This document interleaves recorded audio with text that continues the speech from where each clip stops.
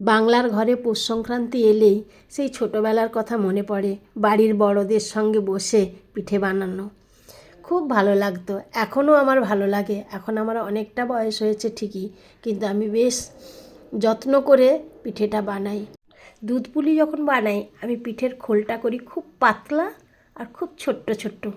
আর দুধে যখন দিই বা দুধের সেদ্ধ হওয়ার পর যখন আমি প্লেটে পরিবেশন করি, অন্যদের কেমন লাগবে জানি না, আমার নিজেরই দেখতে খুব ভালো লাগে। তাই আমি এই কাজটা খুব বেশ যত্ন সহকারে করি, খুব ধ্যান দিয়ে করি। দুধ ফুটে ঘন হয়েছে, এই কটা পিঠে বানিয়েছি। 1 ঘন্টা সময় লেগে গেছে আমার দুধ ফুটে আসতে। পুলিগুলো দিয়ে এবারে দেব পাটালি। পাটালিটাও খুব ভালো পেয়েছি, খুব ভালো ব্র্যান্ডের। পিঠে সেদ্ধ হয়ে গেছে, এবার দিয়ে দেবো পাটালি গুড়। গুড়টা ভালো করে মিশিয়ে নিয়ে দেবো একটু দেশি গাওয়া ঘি। এতে কিন্তু দুধ পুলির স্বাদ খুব বাড়ে, খুব সুস্বাদু।